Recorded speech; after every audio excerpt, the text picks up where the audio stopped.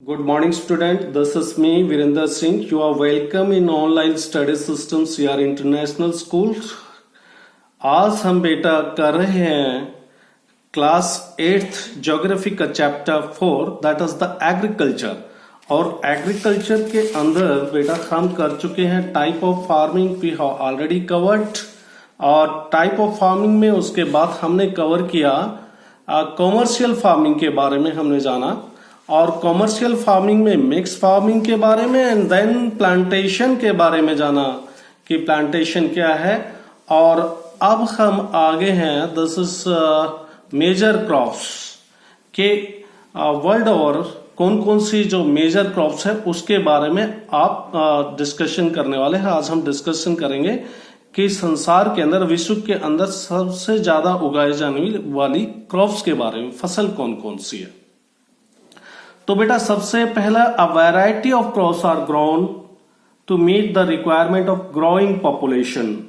जो बढ़ती हुई पॉपुलेशन है उसकी रिक्वायरमेंट को पूरा करने के लिए बहुत तरह की क्रॉप्स को उगाया जाता है। Crops also supply raw material for agriculture based industries.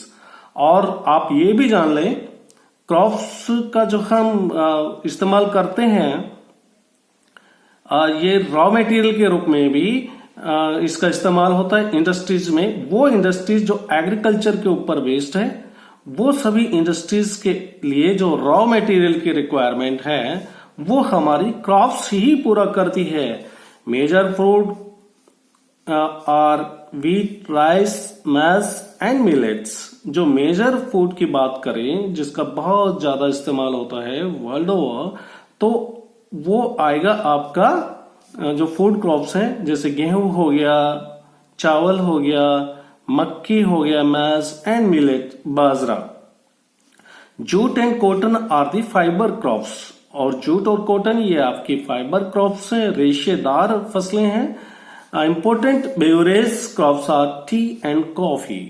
और जो इंपोर्टेंट पेय पदार्थ जिनसे आप पीने वाले पदार्थ तैयार करते हैं जैसे चाय और कॉफी, तो ये बेवरेज में कंसीडर करी जाती है। अब हम आ जाते हैं आपके राइस के बारे में। आप ये देख भी पा रहे होंगे राइस का प्लांटेशन। अगर आपको इसमें अच्छे से राइस की कल्टीवेशन का फोटो आप नहीं देख पा रहे हैं, I try to show you zooming. ये देख रहे हो राइस कल्टीवेशन कैसे, जो इनकी राइस के लिए जो पौधे हैं किसी एक अलग जगह पे लगा लिए जाते हैं और फिर उनको वहां से उखाड़ कर पानी खेत के अंदर पहले भर दिया जाता है, फिर वहां पे इनका प्लांटेशन की जाती है। तो ये हो गया आपका राइट कल्टीवेशन का पिक्चर आपने देखा। तो राइट कल्टीवेशन की अगर हम बात करें तो is a major food crops of the world. संसार के अंदर सबसे ज्यादा उगाए जाने वाली फसल है। It is the staple diet of the tropical and the subtropical region। और ये मुख्य भोजन है ट्रॉपिकल और सब ट्रॉपिकल क्षेत्र में। ये सबसे ज्यादा खाने के लिए भोजन के रूप में इसका इस्तेमाल होता है। स्टेपल डाइट मीन्स भोजन के रूप में जिसका इस्तेमाल होता है।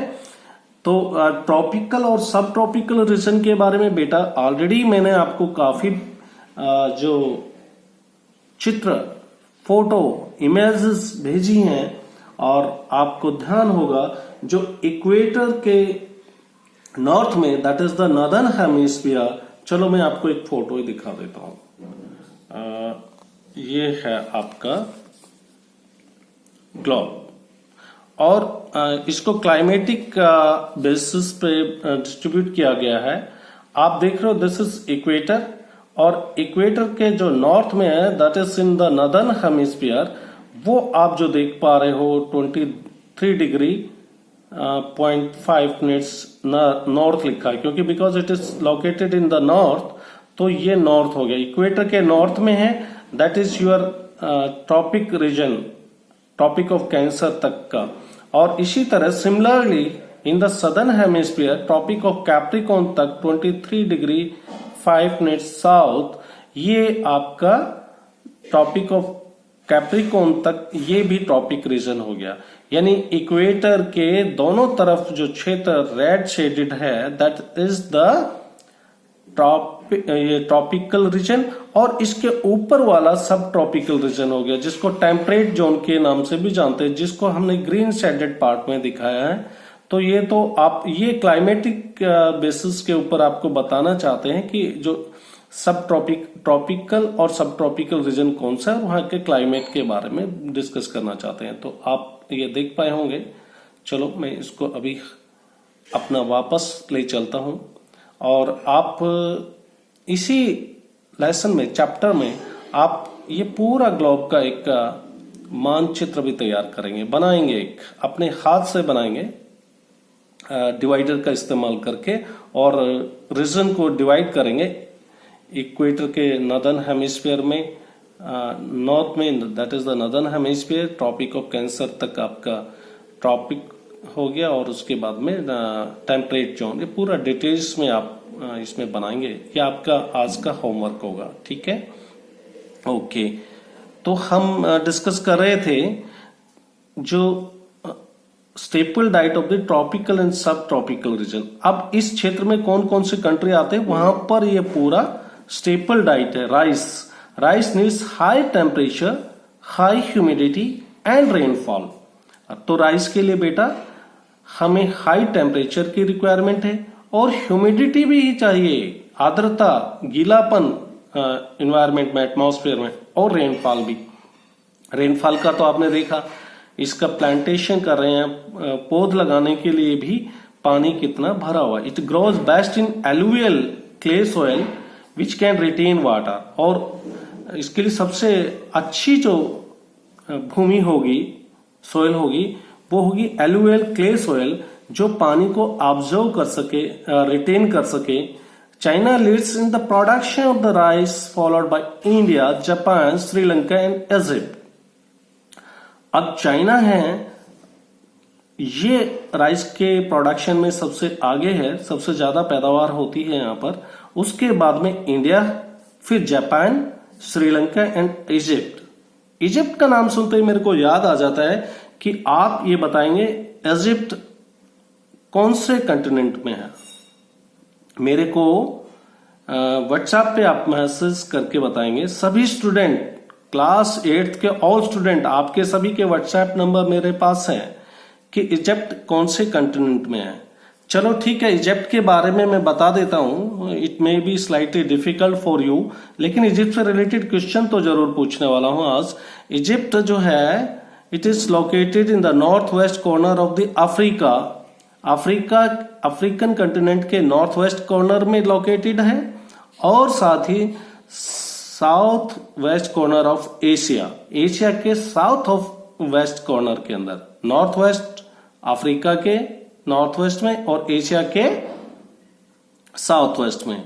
तो गिवन द ज्योग्राफिकल लोकेशन, ये किसी एक कंटिनेंट में ना होके दो कंटिनेंट में है, तो इसको ट्रांस कंटिनेंटल कंट्री कहा जाता है। जो दो डिफरेंट कंटिनेंट के अंदर है, दो या दो से ज्यादा डिफरेंट कंटिनेंट के अंदर जो कंट्री है, उसको ट्रांस कंटिनेंटल कंट्री कहा जाता है। ठीक है, लेकिन अभी आपका खत्म नहीं हो जाता है।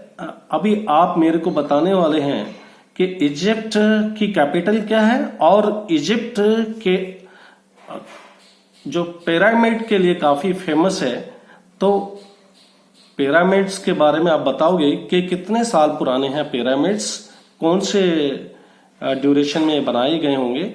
आप ये सर्च कर कभी से कहीं से भी लाएं, मुझे बताएं। ठीक है, कैपिटल ऑफ द इजिप्ट और पिरामिड। चलो आगे चलते हैं। इन फेवरेबल क्लाइमेटिक कंडीशन आज in West Bengal and Bangladesh 2 or 3 crops are grown in year. तो चावल की खेती के बारे में बात कर रहे थे, राइस की। तो अगर जहां पर फेवरेबल कंडीशन है, वहां पर 2 से 3 खेती भी चावल की ली जाती है। अगर इंडिया में हम बात करें तो वेस्ट बंगाल, और दूसरा एक अपना ही पड़ोसी कंट्री वेस्ट बंगाल से लगता हुआ बांग्लादेश, वहां पर भी 2 से 3 खेती ली जाती है। ठीक है बेटा, वेरी गुड, आप समझ पा रहे हैं। अगर कहीं पर कोई डाउट होता है तो आप जरूर मेरे से कांटेक्ट करना चाहिए, व्हाट्सएप पे आप कर सकते हो। अब नेक्स्ट इज योर वीट के बारे में आप पढ़ने वाले हो। वीट, गेहूं की फसल के बारे में। ये देख पा रहे हो आप, आपके पास अपनी बुक होगी, उसके अंदर भी देखेंगे। और गेहूं तो हमारे यहाँ की स्टेपल डाइट भी बोल सकते हो, और सभी उगाते हैं, तो आपसे बेहतर गेहूं के बारे में कोई नहीं जानता होगा। ठीक है। Wheat requires moderate temperature. Moderate temperature का मतलब हो गया बेटा, गेहूं की फसल के लिए हमको टेम्परेचर की, मॉडरेट टेम्परेचर की रिक्वायरमेंट है। And rainfall during growing season. जब इसको उगाते हैं तो मॉडरेट मीन्स न ज्यादा कम और न ज्यादा बहुत ज्यादा, यानी कि एक मध्य टेम्परेचर चाहिए। वो टेम्परेचर की रिक्वायरमेंट है वीट के ग्रोइंग के लिए ड्यूरिंग द ग्रोइंग सीजन। और bright sunshine at the time of the harvest. और जब आप काट रहे होंगे तो ब्राइट सनशाइन चाहिए। It thrives best in well drained loamy soil. और ये जो लोमी सोइल है उसके अंदर अच्छे से पनपता है। लोमी सोइल का मतलब ये लगभग रेड सोइल ही कह सकते हो, रेड सोइल का ही पार्ट है। बेसिकली जो आपकी लोमी सोइल है ये चिकनी बलुई मिट्टी बोल सकते हो इसको। और ये तमिलनाडु, मध्य प्रदेश, झारखंड, उड़ीसा, पार्ट ऑफ कर्नाटका और महाराष्ट्र में है। बेसिकली होता क्या है, जो लोमी सोइल है उसमें पोटास का कंटेंट काफी होता है, और ये लैक होती है, कमी होती है इसमें फास्फेट की, ह्यूमस की, नाइट्रोजन की। और इस तरह से आप लोमी सोइल को थोड़ा जान पाएंगे।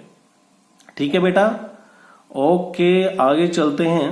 It thrive best in the well drained loamy soil. Wheat is growing extensively in USA, Canada, Argentina, Russia, Ukraine, Australia and India. तो ये सारे कंट्री हैं जहां पर गेहूं की खेती की जाती है बहुत ज्यादा। यूएसए हो गया, कनाडा हो गया। यूएसए एज यू नो कहां पे है, नदन अमेरिका, और कनाडा भी नदन अमेरिका में है। इसी तरह आप मुझे बताने वाले हैं आज के जो और क्वेश्चन है उन्हीं के साथ, अर्जेंटीना कौन से कंटिनेंट में है, और रसिया के बारे में बताएंगे, यूक्रेन के बारे में बताएंगे, और ऑस्ट्रेलिया के बारे में भी बताएंगे, एंड इंडिया। तो इंडिया जो है, इंडिया में भी खेती की जाती है, आप तो जानते हो। In India it is grown in winter. और इंडिया के अंदर आप जैसा कि इसकी बिजाई का जो समय है वो नवंबर और दिसंबर के अंदर की जाती है, सर्दी के पीरियड में। और जो फसल की कटाई का जो वक्त होगा वो मार्च अप्रैल में। आपसे बेहतर कोई नहीं जानता, हमारे यहाँ पर तो खेती होती है। ठीक है, इसी के साथ आज का यह टॉपिक यहीं पर समाप्त करते हैं। फिर नए टॉपिक के साथ फिर मुलाकात होगी। तब तक के लिए good day, goodbye, stay home, stay safe. Thank you.